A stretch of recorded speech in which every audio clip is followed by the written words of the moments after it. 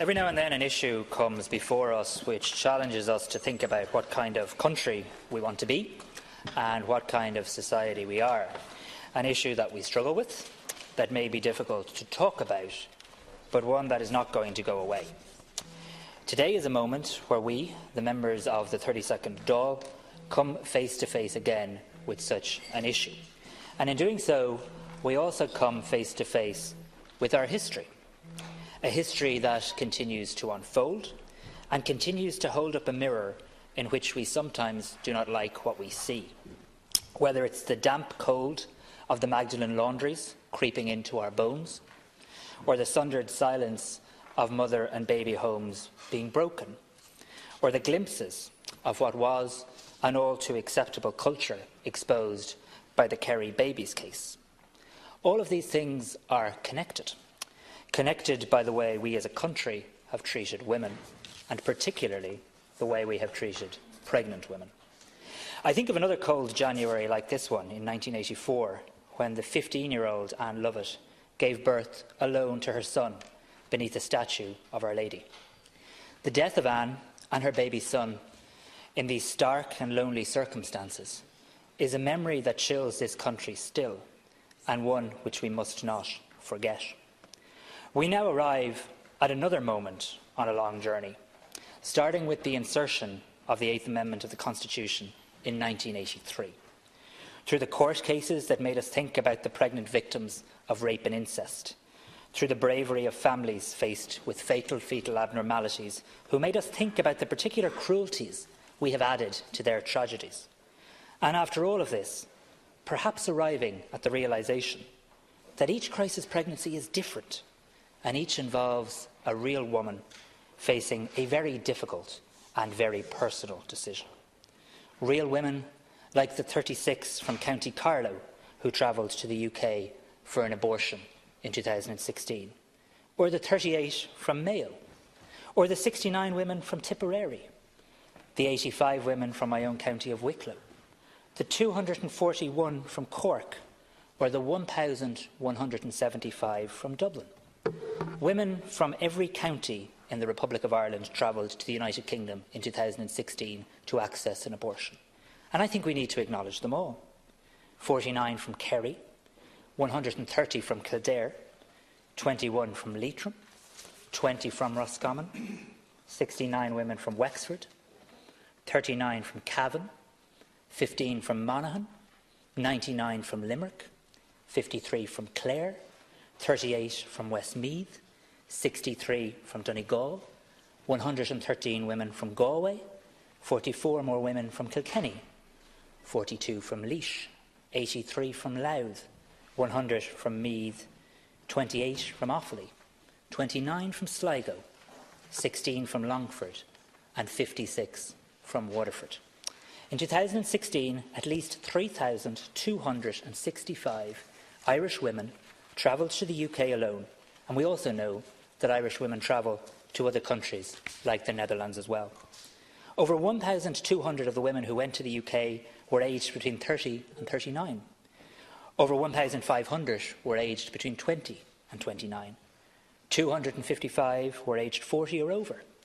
10 were girls under the age of 16. 230 were teenagers. Over half of the women who travelled were married in a civil partnership or in a relationship. 85% of the women were between 3 and 12 weeks pregnant. It is estimated, Caherlock, that at least 170,000 Irish women from all over this country have travelled to other countries for abortions since 1980. And these are not faceless women. It might be convenient for us sometime to think they are. They're not. They're our friends. They're our neighbours, our sisters, our cousins, our mothers, our aunts, our wives. Each woman is dealing with her own personal situation and is making what is a deeply difficult decision. Because this time around, let's be honest about this. This is not a decision or a procedure that anyone takes lightly. Women agonise about it. Women consider every possibility for dealing with the particular crisis that faces them. And sometimes they arrive at the conclusion that there is no other option for them but to terminate their pregnancy. And when they arrive at that difficult decision, the country we live in, the country we hope has come a long way from the dark events that continue to haunt this chamber, we tell them to go and get their care elsewhere. Go to another country. Head off somewhere else. In 1992, we formalised the right of Irish women to travel for an abortion. We formalised the right for them to obtain information about it. But we've been temporarily exporting women in crisis for an awful lot longer than that. And I can't help but wonder, what would we have done if we didn't have a neighbouring island to help us turn a blind eye? And sometimes, yes, turning a blind eye is the same as turning your back. We need now to seek to build a society which accepts our own challenges, our own realities, and addresses them honestly, maturely, and openly. One which does not seek to deny the reality or to outsource it to another country. One which does not reject women at the most vulnerable moments in their lives. As I stand before this House today at the commencement of what I genuinely believe in time could be seen as a historic debate, I am fully aware of the sensitivities and the complexities of this issue. I want to acknowledge the deeply held, genuine views on all sides of this House and throughout our country.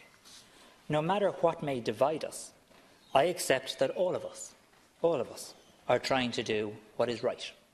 All of us are guided by our own conscience, our own sense of humanity. And some of us have changed our views over the years.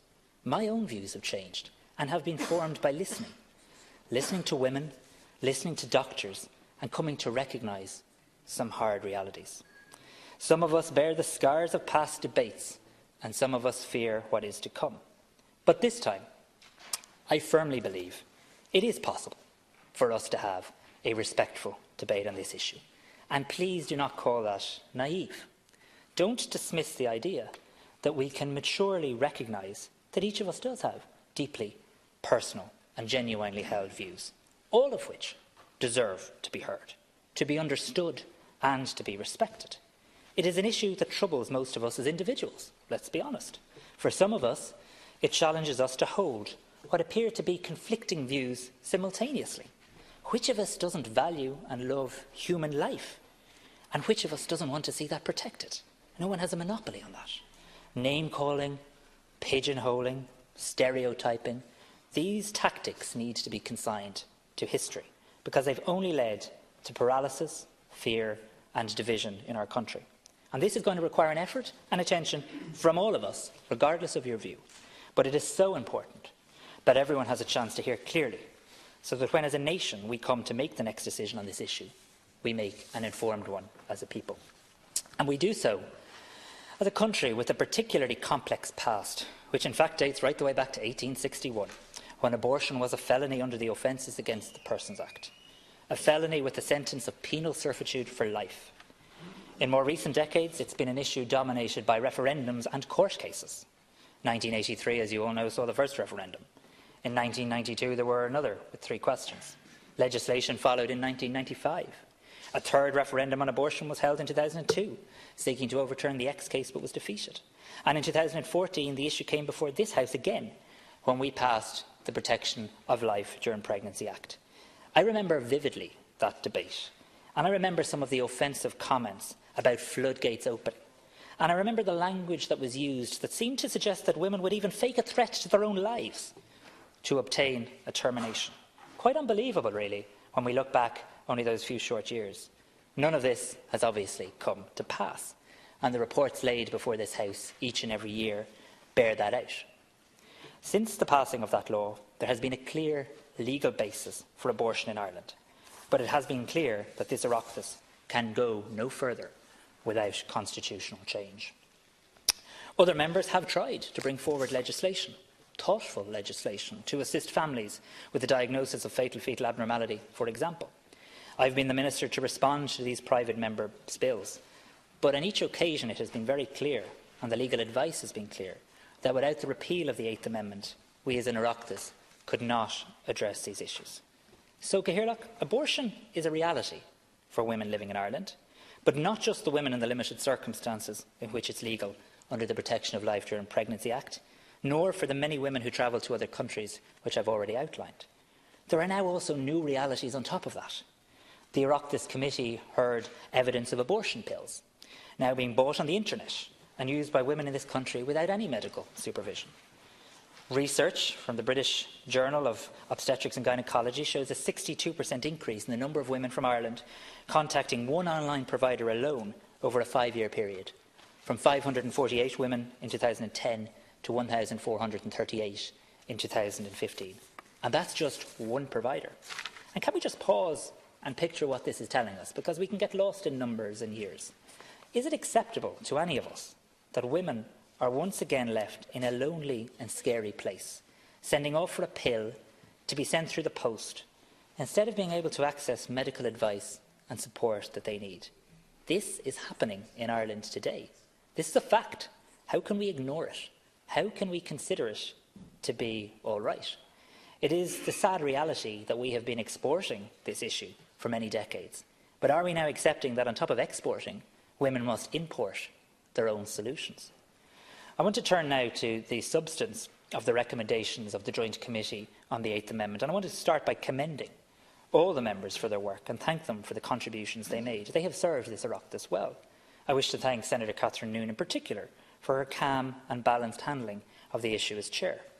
We as an Oireachtas asked these colleagues on a cross-party basis to do a very important body of work, to listen to experts, to hear the evidence, and to report back to us. We owe them a debt of gratitude for the time and dedication they applied to their task. And I'd also like to commend the Chair of the Citizens' Assembly, Ms Justice Mary Lafoy, and the members of that Assembly for their careful deliberations and to acknowledge their very valuable contribution. The Citizens' Assembly and the Committee have given us a model for addressing this issue in a rational and measured way, and I believe it's one we should follow. I want to recognise that the recommendations contained in the Committee's report represent the views of the majority of members, but there was not unanimous agreement on them. I respect the views of those who dissent from the recommendations, but I do believe those recommendations are the basis on which we must proceed on this issue.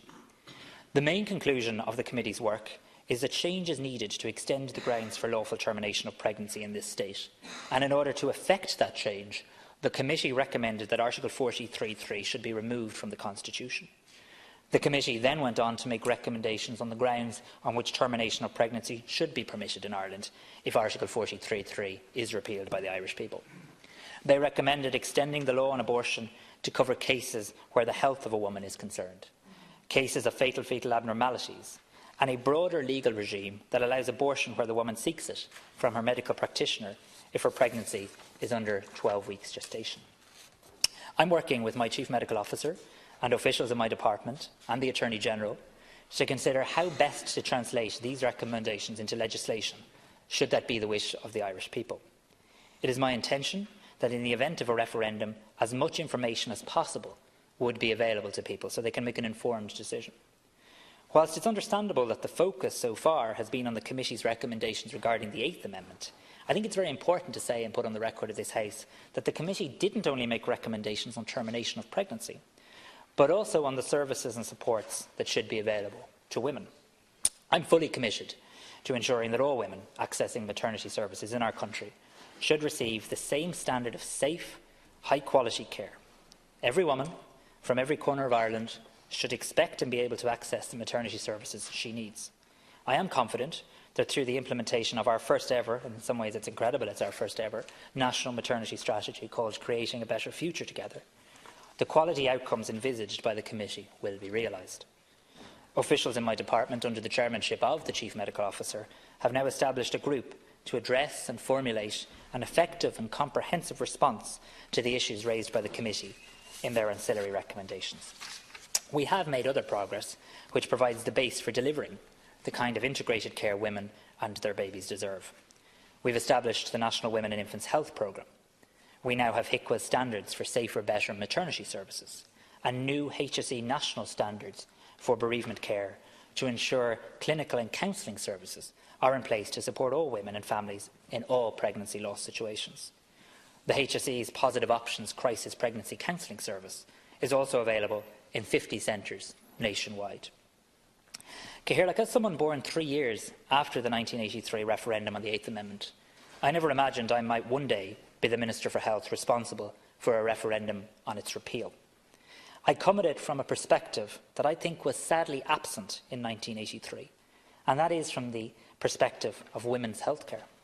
In the ministry I have the honour to hold, it is my duty to work to ensure that people in this country receive the highest possible standards of care and to protect and promote the health of our people under the laws of our land. I realise this issue before us challenges us. It challenges me. It causes us to ask difficult questions of ourselves. It makes us uncomfortable at times as we collectively wrestle with what is at its core a very personal and private matter. Women become pregnant, and it's a joyous thing for so many. But it is a terrifying thing for some, and it is a tragic thing for others. Irish women are driven today to find their own solutions. Sometimes they put themselves at risk in doing so. And as things stand, they are often left without help, without advice, without support, at one of the most vulnerable times in their lives. I hope, I really do, that as a country, we can no longer tolerate a law which denies care and understanding to women who are our friends, our sisters, our mothers, our daughters, our wives. Ultimately, there is always a deeply personal, private story behind each individual case, which I believe is a matter best served by women and their doctors. I believe the people in this country trust women, and I believe the people in this country trust their doctors to make these difficult decisions. I do look forward to what I hope will be a constructive debate on the issues raised by the committee here and also in Shannon. I hope we can show here that this debate can take place in an atmosphere of respect for each other's views, so that the same is possible in the context of a referendum campaign. After this debate concludes, I expect to return to government in the coming weeks with a series of proposals which I believe can deliver a referendum by the end of May or by very early June, should the will of this Oireachtas be to facilitate that. I do not doubt that as long as I remain as a member of this House, I will continue to witness moments in this chamber that will remind us of the darker times in our history. But let this be a different type of moment. Let this be a moment people will look back on as one where their representatives confronted one of the most complex issues we have faced as a country, with clarity, with compassion and with care.